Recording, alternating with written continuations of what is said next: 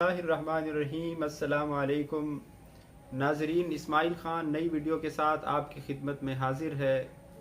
आज मैं एक अहम मौजू पर बात करना चाहता हूँ। नाजरीन, तारीख़ ऐसी चीज़ है जिसमें कोई तग़य्युर और तबद्दुल नहीं आ सकता।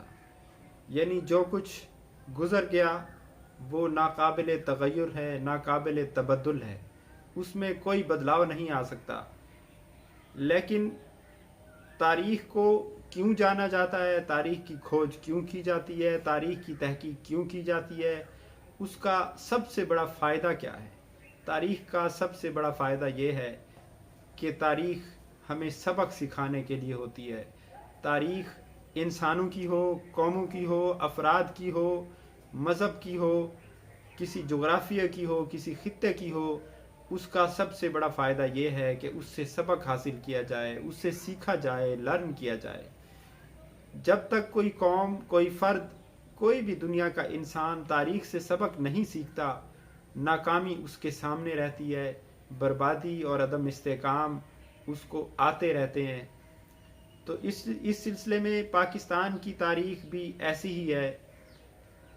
1947 से लेकर आज तक 2022 तक जो भी हमारी तारीख़ है उसमें हमने कभी भी तारीख़ से सबक हासिल नहीं किया। आज एक ख़बर ने मुझे बहुत परेशान किया और मुझे याद आ गया कि ये वही काम है जो हम पहले करते आ रहे हैं, और मुझे लगा कि 47 से पाकिस्तान आगे नहीं गया, हम वहीं खड़े हैं जहां हम 50 साल पहले खड़े थे। हमने कोई समाजी या माशी या माशरती बेहतरी या तरक्की हासिल नहीं की। हमारे रवैयों में कोई बदलाव नहीं आया, हमारे बिहेवियर में कोई बेहतरी नहीं आई, हमारे अखलाक में कोई सुधार नहीं आया। हम जैसे थे वैसे हैं, हमारी ख़राबियाँ वैसी हैं। जब तक कोई कौम समाजी तौर पर बेहतर नहीं होती, उसकी माशी तरक्की भी बेकार है, उसकी जो है और जो भी मामलात बेहतर होते हैं उनका हासिल करना बेकार है। वो वाक़या जिसके तरफ मैं आपकी तवज्जो दिलाना चाहता हूँ, वो ख़बर वो ये है कि हुकूमत ने इमरान ख़ान और उनके साथियों के ख़िलाफ़ संगीन गद्दारी केस आर्टिकल 6 के तहत चलाने का फ़ैसला किया है। रेफरेंस भेजने की तैयारी हो रही है और उसमें सदर पाकिस्तान को भी इन्वॉल्व किया गया है। लतीफ़ा देखिए कि एक मौजूदा सदर, सिटिंग आपका प्रेसिडेंट, आप उसके ख़िलाफ़ गद्दारी का केस चलाने जा रहे हैं। इस तरह का मुल्क है हमारा। तो मुझे याद आ गया कि ये पहली बार नहीं हो रहा। कायद-ए-आज़म की हमशीरा मोहतरमा फ़ातिमा जिन्ना के ख़िलाफ़ भी गद्दारी का केस चलाया गया था। गद्दारी की तारीख़, गद्दारी के इल्ज़ाम की तारीख़ ये हमारी पुरानी आदत है। और उसके बाद देखें, भुट्टो पर इल्ज़ामात लगे, उनको फांसी हुई। यानी जब से ये पाकिस्तान बना है हम एक दूसरे के ख़िलाफ़ गद्दार का केस खेल खेल रहे हैं, और मजहबी तबका काफिर का खेल खेल रहा है। एक दूसरे पर फतवे जारी हैं। जो सियासतदान हैं वो एक दूसरे को गद्दार करार देते हैं, जो मजहबी तबकात हैं वो एक दूसरे को काफिर करार दे देते हैं। ये वो रवैया है जिसने हमें आज तक आगे बढ़ने नहीं दिया। नाजरीन, ये कोई मामूली बात नहीं है आर्टिकल 6 के तहत मुकदमा चलाना और एक सियासी लीडर को और एक साबिक वज़ीर आज़म को और एक सिटिंग सदर को फांसी के फंदे तक ले जाना या उसको उम्र कैद की सज़ा दिलवाना। ये कोई खेल नहीं है, ये कोई मजाक नहीं है।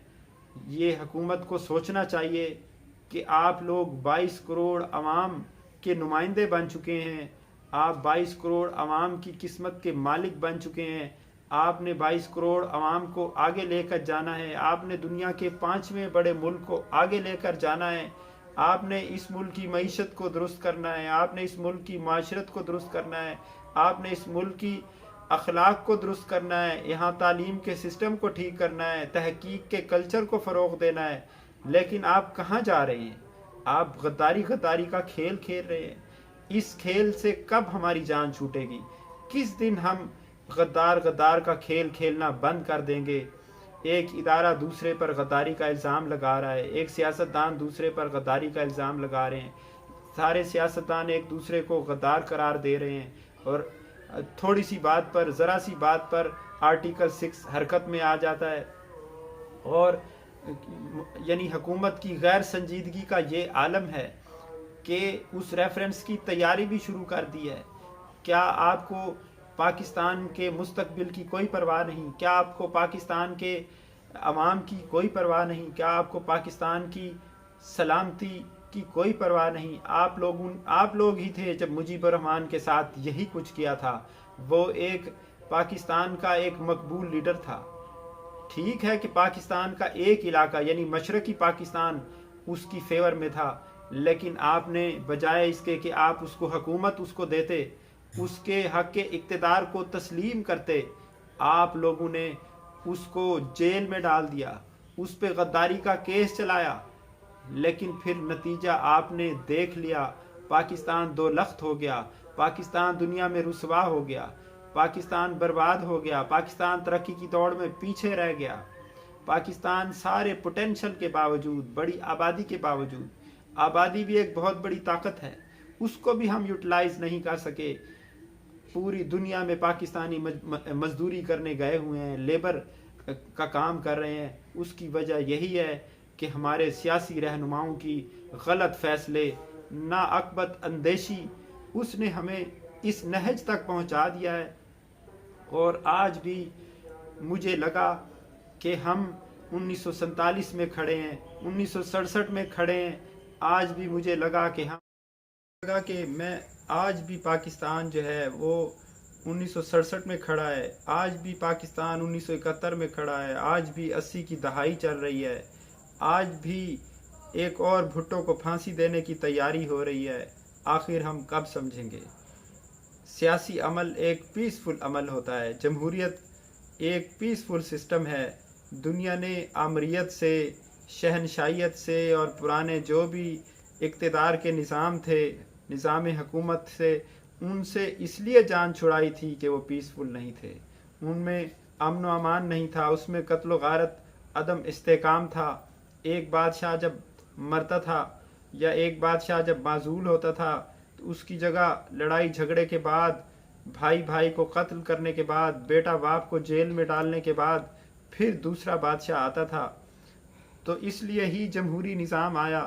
جمہوری نظام کی سب سے بڑی خوبی ہی یہ ہے کہ اس میں برداشت ہے، اس میں امن ہے، اس میں استحکام ہے، اس میں رواداری ہے، اس میں مخالف سیاسی جماعتیں ایک ہی چھت کے نیچے بیٹھتی ہیں، پارلیمنٹ میں بیٹھتی ہیں، آپس میں ڈائلاگ ہوتا ہے، ٹیبل ٹاک ہوتی ہے، بات چیت ہوتی ہے، قوانین مل کر بنائے جاتے ہیں اور معاشی پالیسیاں مل کر بنائی جاتی ہیں، سوچا جاتا ہے اس کے بارے میں کہ کیا کیا جائے اور کیسے ملک کو آگے لے جایا جائے۔ تو اس لیے یہ روش، یہ طریقہ ملک کو آگے نہیں لے جائے گا، بربادی کے راستے پر لے جائے گا۔ اس لیے بہتر ہے کہ حکومت اس روش سے باز آ جائے، یہ ریفرنس واپس لے لیا جائے اور دونوں پارٹیاں، حکومت بھی اور اپوزیشن بھی، ایک دوسرے کو برداشت کرے۔ اب تک کے لیے اتنا ہی۔ اللہ حافظ۔